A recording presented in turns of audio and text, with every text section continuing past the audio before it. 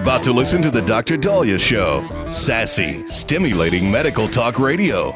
Any medical advice Dr. Daliah Wax gives on her show should not be substituted for an actual visit to your medical provider. And now, here's Dr. Daliah. All right.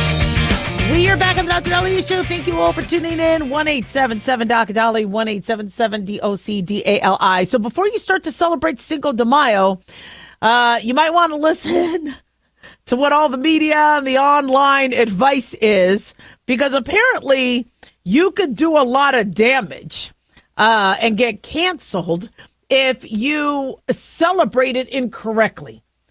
And so I'm mixed on these. Number one is I think it is really, really cool on one end to celebrate and help other cultures and learn about other cultures celebrating. Cinco de Mayo, by the way, a lot of people think is Mexican Independence Day. That's not. Mexican Independence Day was, I think, September 16th, 1810. This Cinco de Mayo honors and remembers the victory at the Battle of Puebla, when Mexican troops were fighting France's occupation. And the Battle of Puebla was a huge victory, and that's what Cinco de Mayo celebrates and honors. St. Patrick's Day, I mean, these days, I think are, because you kind of get into your own world, you do your own thing, and then it reminds you there are other cultures, and you get to submerge in experiences with other cultures on these days. I love them. Where there's issues is where people may be accused of cultural appropriation or insulting the individuals they're trying to honor. And now there's guidelines on how to celebrate without cultural appropriating, meaning, you're acting like, so like an example of cultural appropriation for Cinco de Mayo would be, well, I'm going to wear a sombrero and do some tequila shots. That's cultural appropriation. One is because you're reducing the Mexican culture to getting drunk on tequila and wearing sombreros. That's cultural appropriation. Or like if you, let's say, speak with an accent, or if you say, look at the Irish, and you're not Irish, that could be considered cultural appropriation. Dressing up in an Indian headdress and dancing around if you're not Indian.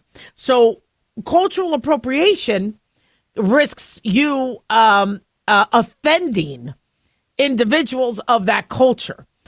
Now, the recommendations and the guidelines suggested for you to enjoy these starts to make you second guess. Nobody wants to be insulting or culturally appropriate. But now people are thinking, well, then maybe I shouldn't dress up. Maybe I should have dressed up festive. Maybe I need to be careful about drinking or eating tacos or burritos because somebody could think that's culturally offensive. The Daliah is the state flower of Mexico. I bet a lot of you guys didn't know that, the Daliah. So I'm very honored to have the name of the Mexican flower of Mexico. I think that's fantastic. Although I spelled it a little differently, it's Dahlia. But mine is spelled Daliah. And so, if somebody wears dahlias, is that okay or is that cultural appropriation? So WikiHow has some advice. They actually talk about Cinco de Mayo celebrating Mexico's victory at the Battle of Puebla. It was a major battle boost for Mexico, didn't end the war, but it does remind everybody of that battle that took place May 5th, 1862. Cinco de Mayo is not necessarily an official Mexican holiday, but many Mexicans do commemorate the date, as they should. So they say avoid cultural appropriation and negative stereotypes to be respectful. They said avoid wearing a poncho, avoid wearing a sombrero. They say avoid, I don't understand why people do this. Avoid wearing a fake mustache. Really, people, come on. Don't speak in a fake Mexican accent. Don't use this as an excuse, this according to WikiHow, to drink margaritas and do tequila shots. Now, restaurants are of the mindset going, wait a second. If we're celebrating Cinco de Mayo, we need to serve guacamole and margaritas because people want to honor give business to these companies that, are a part of a culture, tequila, margaritas, you don't, they're not Canadian. If you're going to celebrate Canada Day, then you'll probably drink Crown Royal or whatever.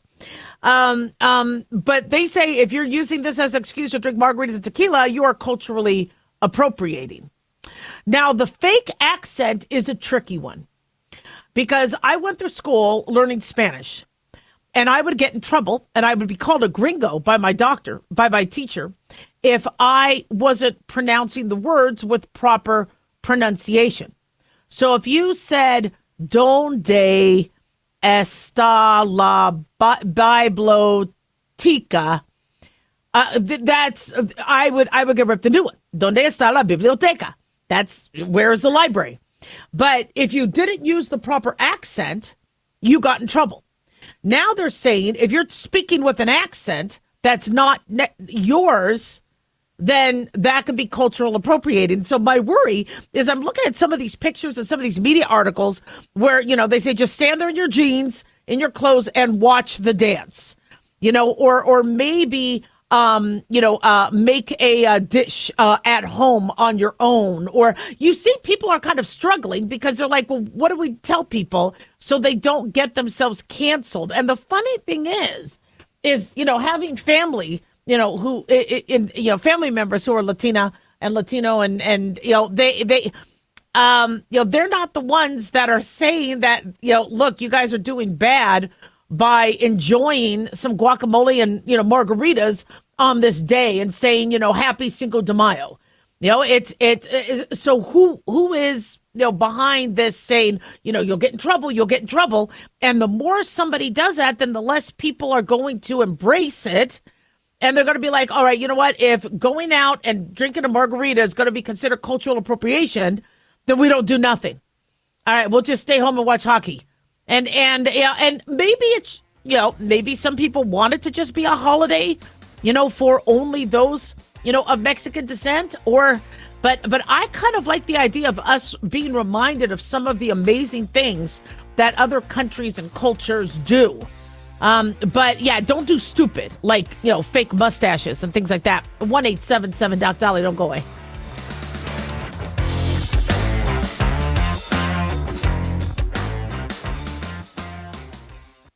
Hi guys, Dr. Daliah here. Addictions can sneak up on us and come in many forms. Whether it's drugs, alcohol, sex, video games, porn, or something less obvious such as food, internet, or shopping, addiction can seem innocent at first and then evolve into an insurmountable evil. In our book, Addiction Basics, Caitlin Kalikas and I dive into the common addictions and provide tips for identifying and preventing these before they sneak in and take over our lives. Addiction Basics can be found on Amazon or my website, drdaliah.com. Check it out. Carl Amari here to tell you about our newest website for old-time radio lovers. It's 100radioshows.com. At this site, there are 5 old-time radio shows waiting for you to download free as our gift to you, and be sure to browse the additional 700 old-time radio shows available to you for 70% off by using the promo code RADIO at checkout. This is a limited-time offer, so log on to 100radioshows.com. That's 100radioshows.com.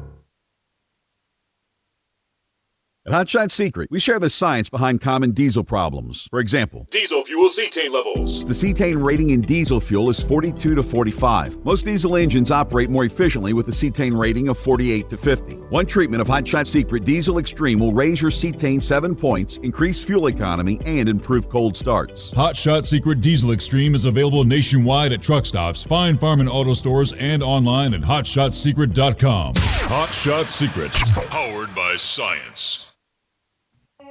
In a study, it was found that 33% of 44 herbal supplements had no trace of the advertised herb.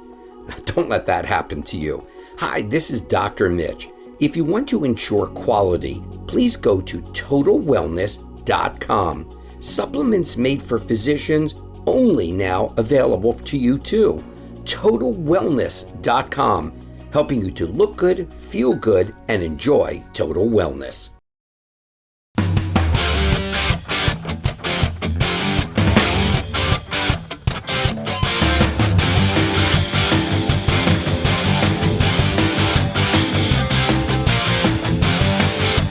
All right.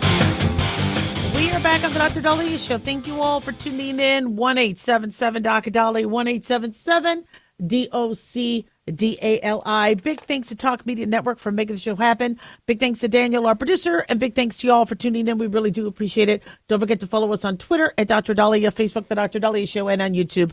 Click like and subscribe. So,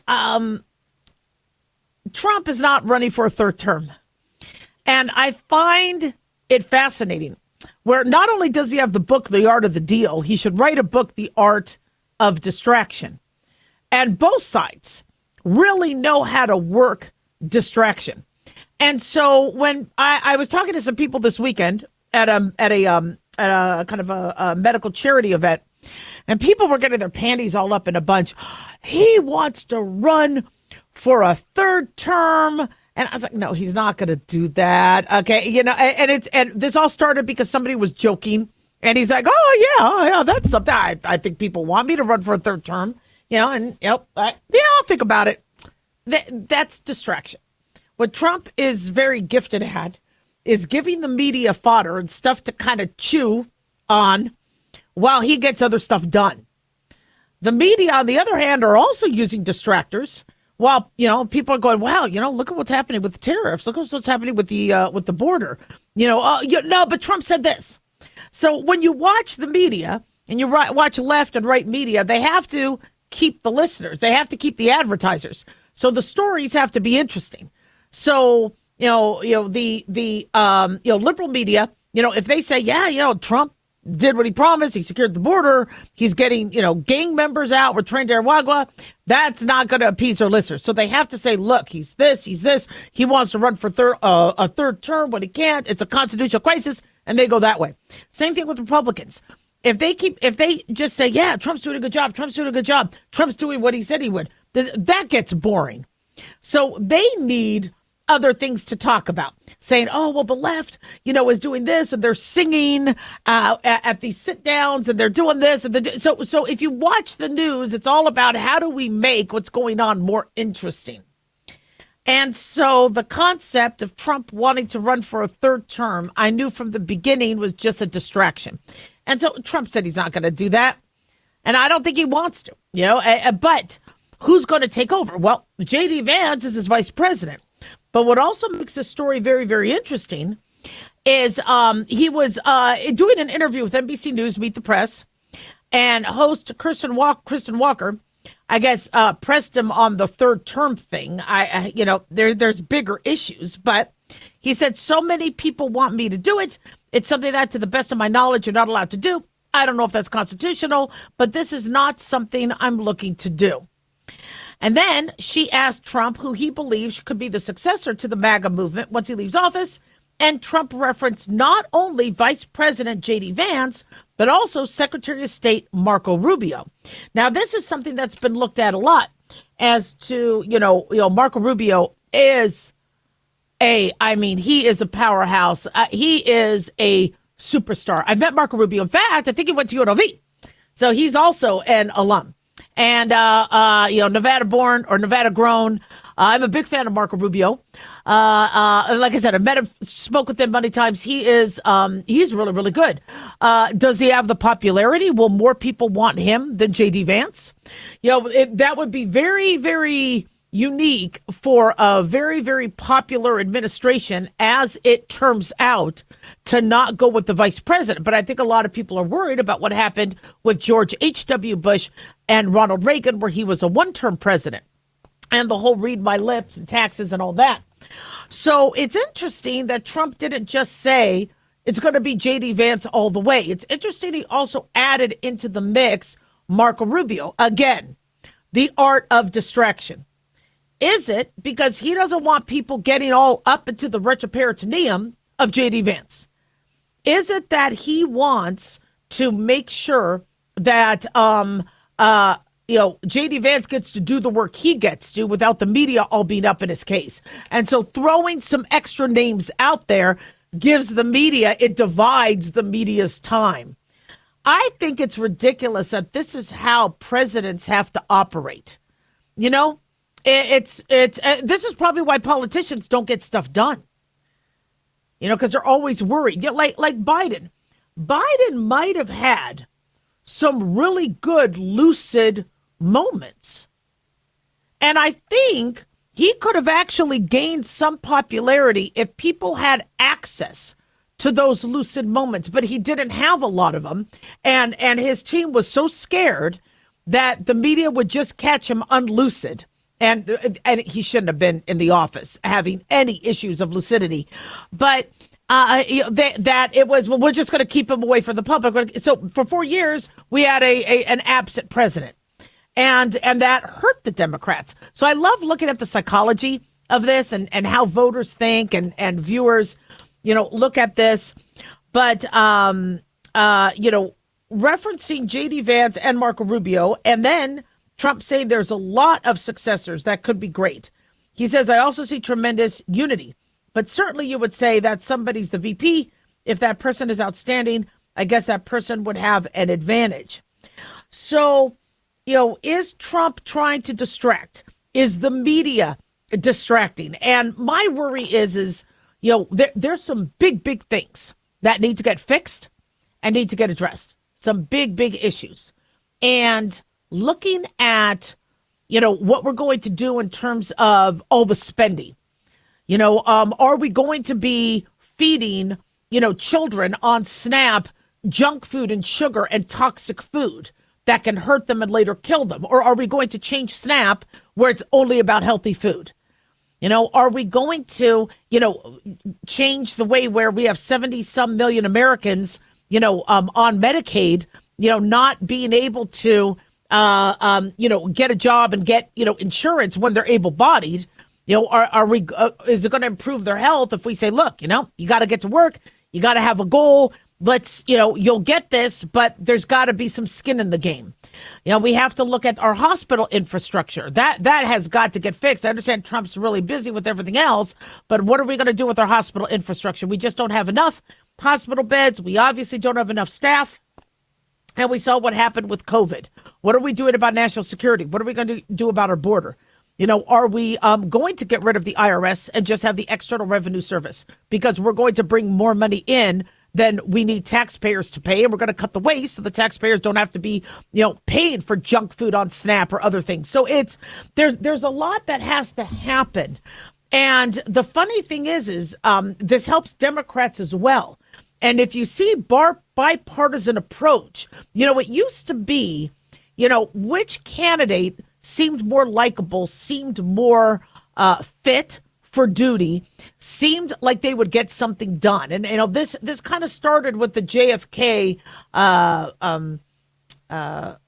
oh my gosh, why am I flaking? Please don't. Okay, the Nixon, 1960 debate where they people looked at them saying, okay, well, Nixon might do a good job, but boy, does JFK look better. Even though JFK had more health issues than Nixon, he had that appearance of looking good. He had that appearance of likability.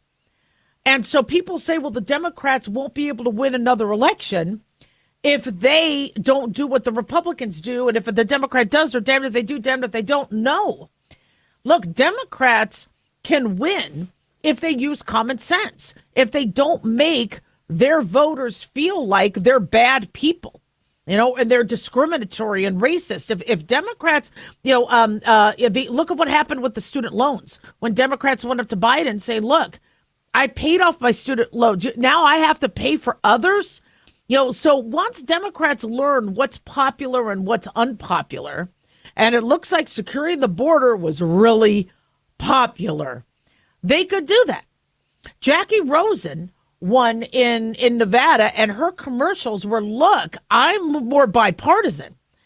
And whether people believed it or not, her commercials were not about, look, I'm just doing one side. I want to vote for common sense. Catherine Cortez Masto, also a Democratic senator, but won because bipartisanly, people saw that she was more moderate than extreme. And so I think the Democratic Party has a lot of optimism if they say, look, we hear you.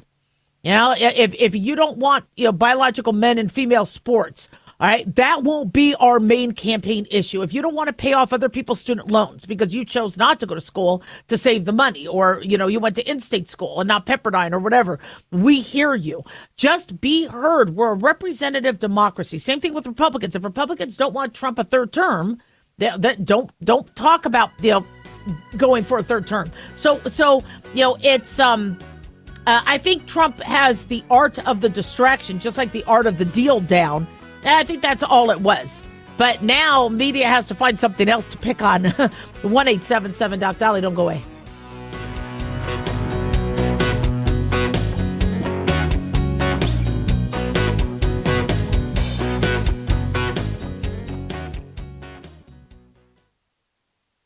At Hot Shot Secret, we share the science behind common diesel problems and their solutions. For example, Diesel fuel cetane levels. in many states, the cetane rating in diesel fuel is 42 to 45. Most diesel engines operate more efficiently with a cetane rating of 48 to 50. One treatment of Hot Shot Secret Diesel Extreme will raise your cetane 7 points, increase fuel economy, and improve cold starts. Due to a cleaner burn, there are less hydrocarbons and particulate matter in your exhaust. This reduces the blockage of your diesel particulate filter. Using Diesel Extreme generates 83% less DPF regeneration. The 6-in-1 Diesel Extreme formula also includes the most concentrated detergent on the market, lubricity enhancer, water demulsifier, rust and corrosion inhibitors, and a fuel stabilizer. Hot Shot Secret Diesel Extreme is available nationwide at truck stops, fine farm and auto stores, and online at hotshotsecret.com. Hot Shot Secret, powered by science.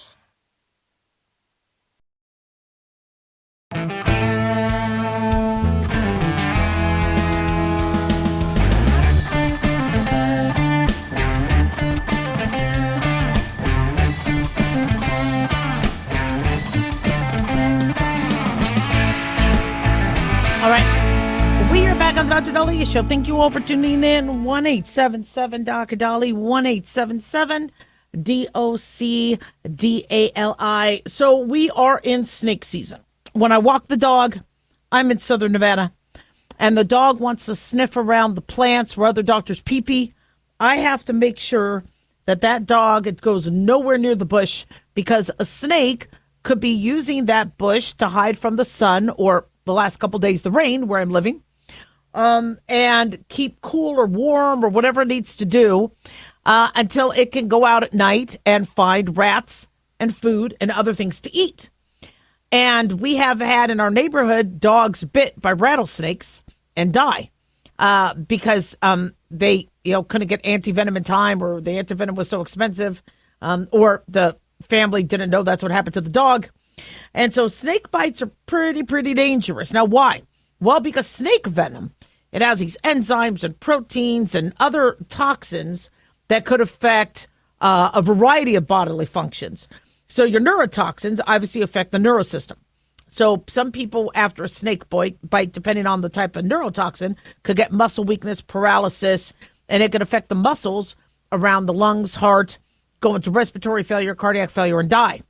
There's also hemotoxins, which can damage the blood cells and blood vessels, cause clotting disorders, you bleeding excessively, and could cause organ damage. There's cytotoxins, which could affect your cells and tissues.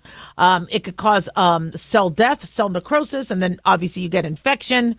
There's proteolytic enzymes, where the toxins within the venom will digest and dissolve proteins, which damages tissues, also can interfere with blood clotting. You got phospholipases, which break down cell membranes, leading to cell damage. Now the cells can't work.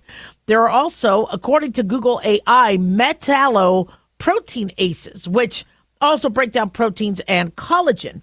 That can also lead to tissue destruction and bleeding, which is why a snake bite can ulcerate and look really bad. Well, we have a little bit of good news. According to Fox News, scientists have developed what they believe is the most widely effective anti-venom, and the secret ingredient came from a man's blood. In the course of their research, the team found a man named Tim Freed who had been bitten hundreds of times by 16 species of deadly snakes, the poison lethal enough to kill a horse, over an 18 period. Now, he had been bitten hundreds of times by 16 different species. He received the bites intentionally. My kids, I think, follow him. Although one person did this and died. So I wouldn't recommend it at all. But he received the bites intentionally as part of a self-immunization process using escalating doses. He wanted to become hyper-immune to the effects of snake neurotoxins, right? What doesn't kill you makes you stronger. Although, if that neurotoxin evolves or your body is weak, it doesn't necessarily mean if you've been bit before, you're immune. So lead study author Jacob Glanville, CEO of Centevax, a San Francisco biotech company, got introduced to Tim Fried and his incredible journey and decided that there is a once-in-a-lifetime opportunity to study his blood and isolate the basis of a universal anti-venom. And good for Tim Fried if he is able to come up with an anti-venom for us with all his trauma and bites. Fried did agree to participate in the study, and he donated 2 blood samples.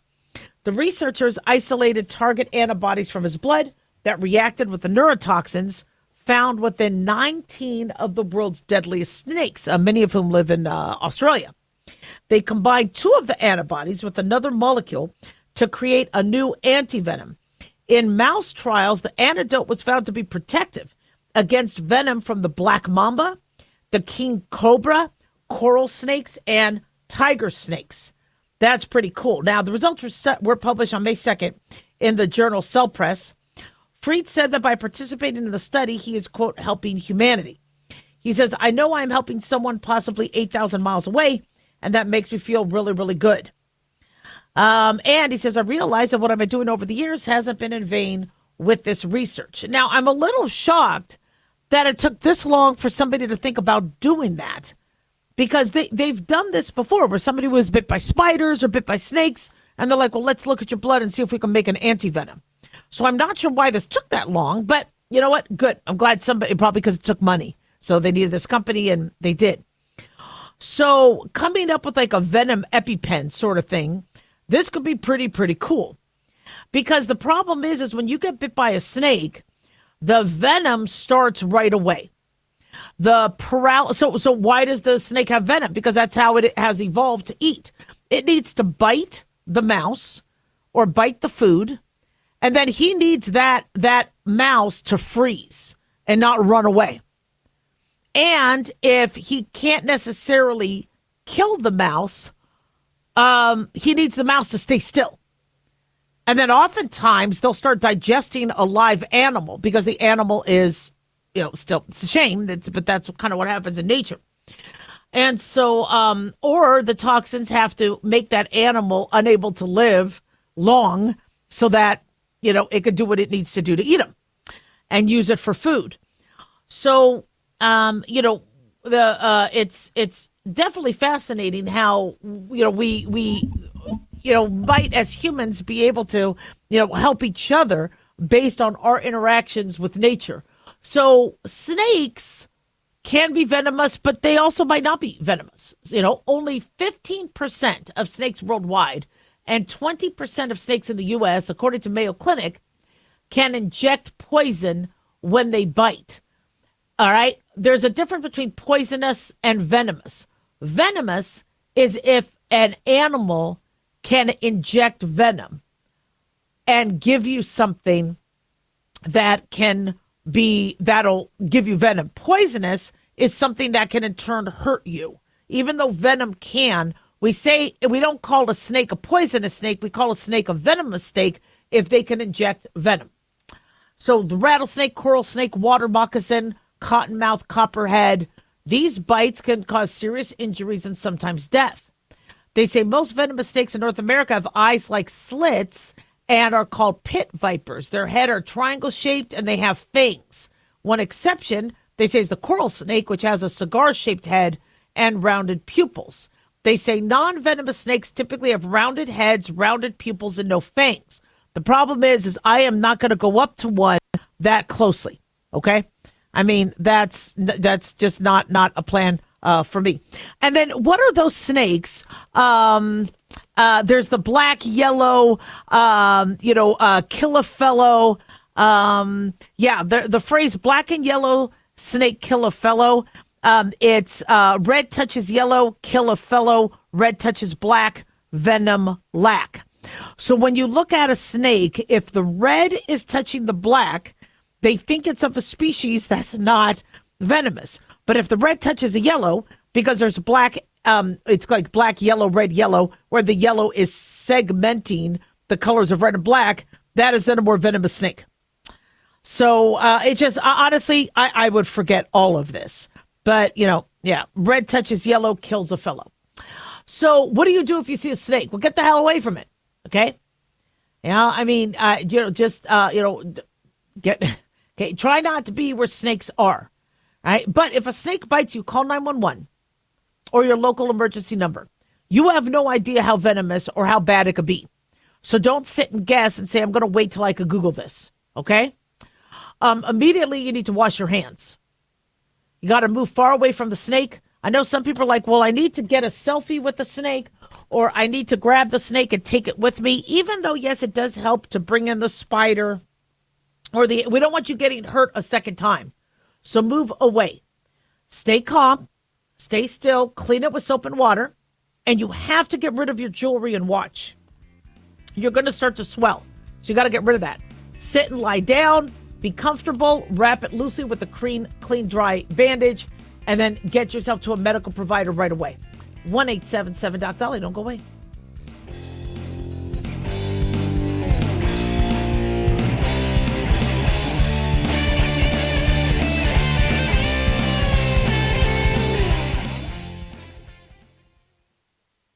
Dr. Daliah here. Are you tired, burned out, gaining weight, succumbing to the daily pressures of life? Well, how's your dopamine doing? How you feel right now, how you'll feel an hour from now, and how you'll feel next week is completely reliant on your dopamine.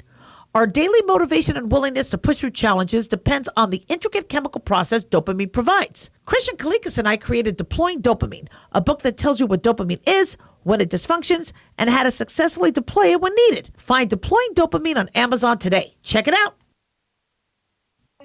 In a study, it was found that 33% of 44 herbal supplements had no trace of the advertised herb. Don't let that happen to you. Hi, this is Dr. Mitch. If you want to ensure quality, please go to TotalWellness.com. Supplements made for physicians only now available to you too. TotalWellness.com, helping you to look good, feel good, and enjoy total wellness. Self-reliance. It's not a phrase we hear much in our culture these days. It might conjure up images of pioneers, the West, rifles, strapping men, and strong women. But what does it mean for us in today's world? The New American Magazine has just released its latest collector's edition, Self-Reliance, Foundation of Freedom. In it, the New American authors outline the necessity of self-reliance for a free people, tips for self-reliant living, and the importance of not giving up hope. This unique edition includes articles on the self-sufficiency of the founders, preparing for a worst-case scenario, firearms, financial self-reliance, the importance of community, and many other topics by expert writers. Now, for a limited time, the New American is offering a bundle of 3 collector's editions, Self-Reliance, The Great Reset, and Trump World, for just $19.95. Available at shopjbs.org. Visit shopjbs.org today.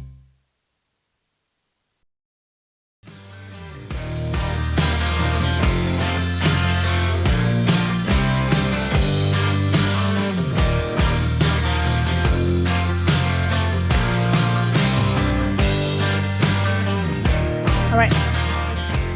We are back on the Dr. Daliah Show. Thank you all for tuning in. 1-877-DOC-DALI, 1-877-DOCDALI.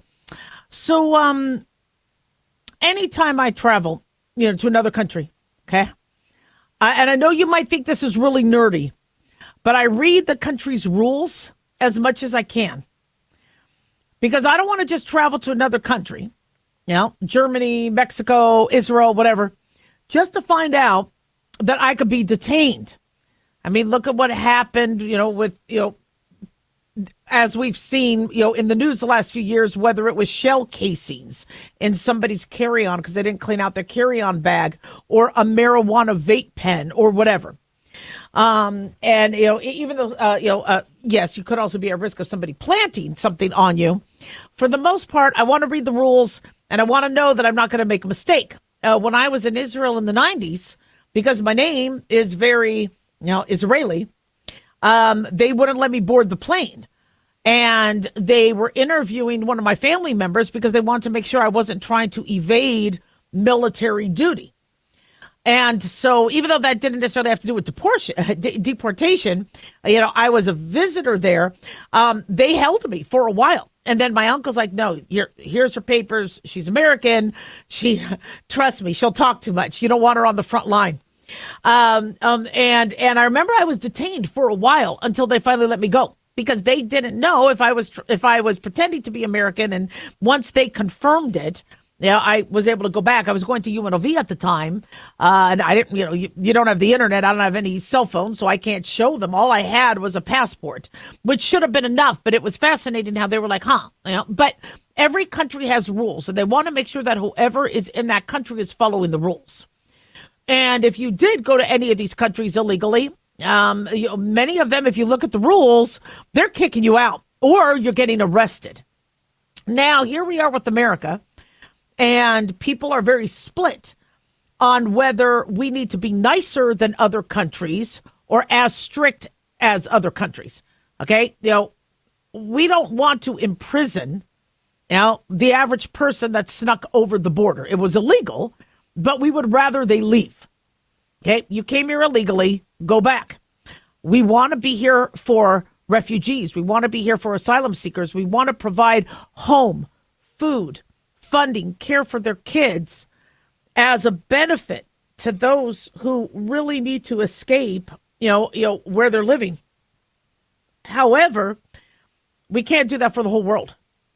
Years ago, Hillary Clinton, because her husband, Bill Clinton, was very, very strong on immigration. I think he passed a law in 1996 that was very strict on how you could be here illegally, and how deportation will ensue. And she had said that if somebody should be fined as well.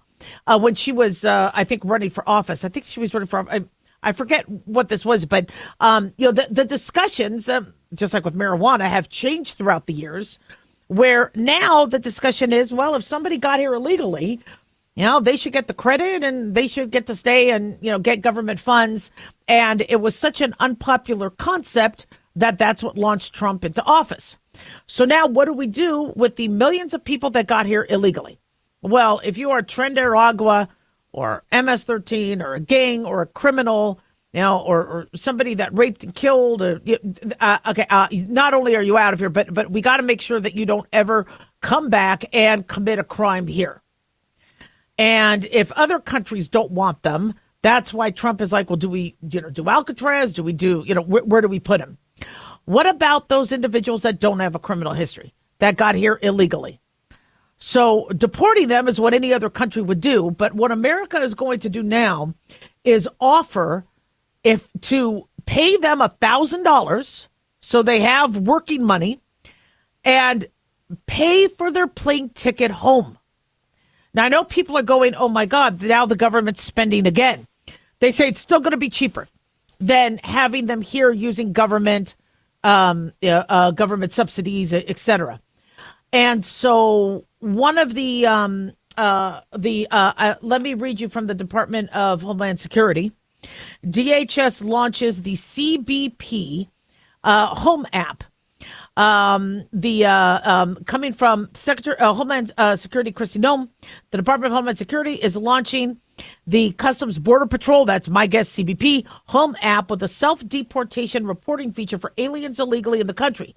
Aliens should use the CBP home mobile phone app, submit their intent to deport as indicated below.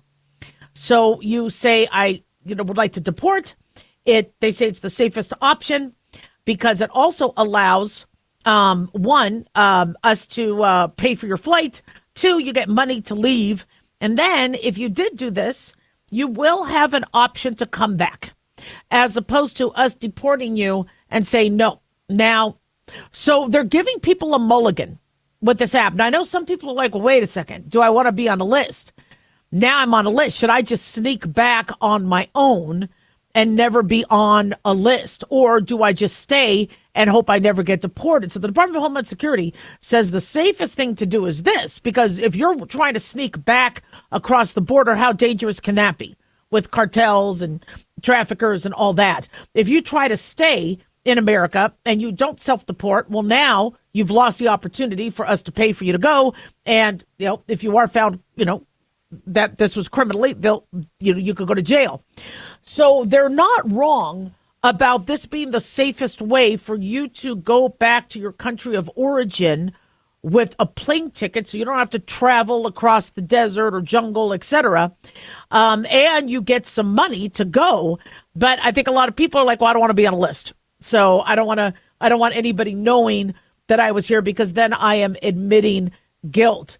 But what the Trump administration has shown within the first 100 days is they can find you fairly easily. And also, if they do feel you have a criminal background, they could put you away. And that is frightening to some. Hillary Clinton had years ago campaigned on that they should be fined, for every day that they're here.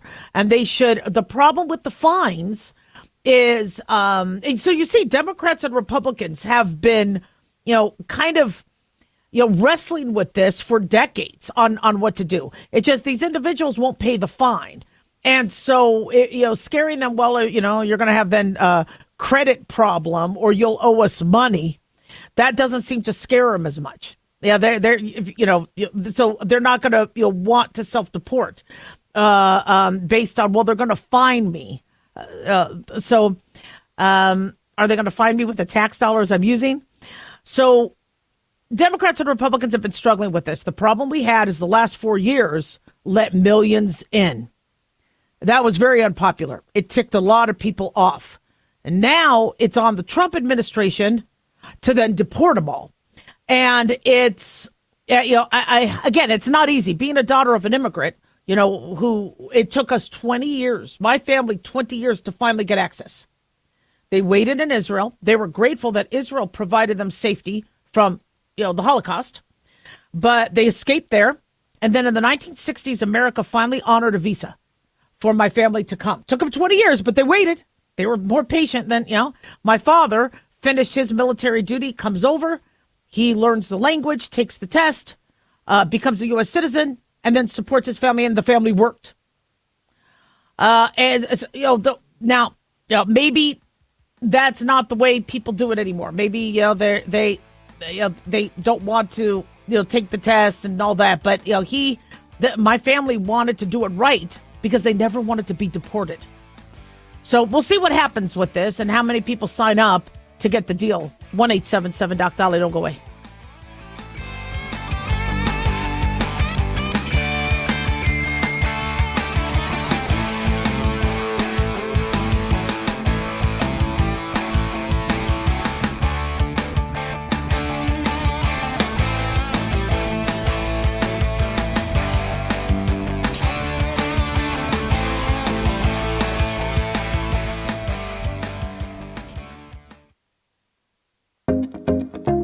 Did you know that healthy arteries make a gas? Yes, actually 3 known gases. Hi, I'm Dr. Mitch, and nitric oxide is a gas that's readily made all day long to keep our arteries open by relaxing the blood vessel walls. By doing this, our circulation is increased, bringing blood, oxygen, and nutrients to every part of your body. Both age and poor diet can lead to a loss of this precious gas, and in turn, blood pressure can go up, energy can go down, and you can get tingling in your hands and feet. Well, our product, Ultimate Nitric Oxide, can easily help fix this lack of nitric oxide. Go to TotalWellness.com. That's TotalWellness.com, where we are helping you to look good, feel good, and enjoy total wellness.